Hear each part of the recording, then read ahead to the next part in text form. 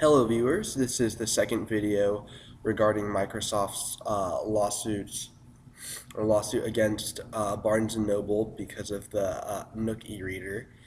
And this is part of a series for IEOR 190G at UC Berkeley.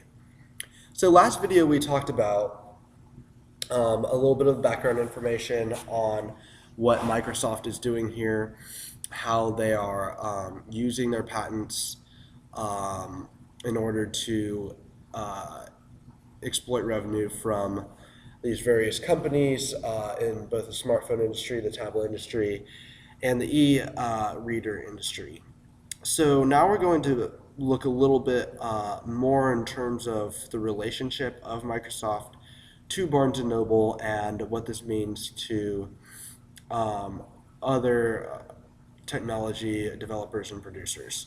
So the funny thing about this whole thing is that Microsoft and Barnes& Noble actually used to be pretty good friends. They were business partners, and they worked on a lot of services and products together. And Microsoft really helped to develop, or they really were a large player in the ebook superstore that Barnes and Noble put out a while back. And without this technology, Barnes and Noble wouldn't have been able to do this. So you could see that Microsoft was benefiting from this, and Barnes and Noble was also benefiting. So they have this good relationship, and then at some point, Barnes and Noble, when they put out the Nook, they don't give any credit to Microsoft, and then Microsoft sues them. So what you have to wonder is whether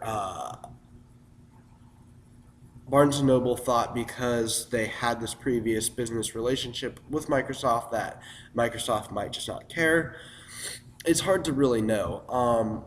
But Microsoft did care, and Microsoft has definitely shown that they are not willing to have their patents infringed upon.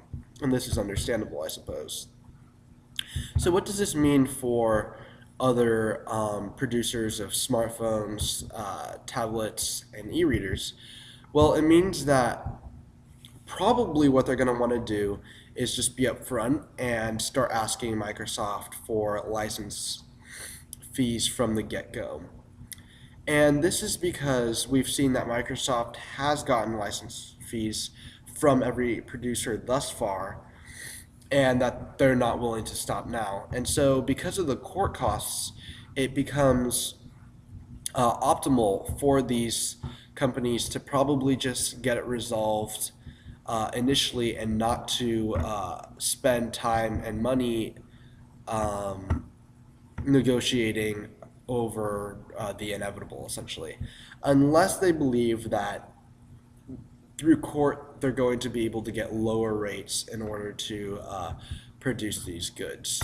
So that really just comes down to the economics of the matter, and that's up to the companies. But that's my personal opinion on it. I think that before anything is produced, you pretty much need to go to Microsoft and say, hey, what's it going to cost me?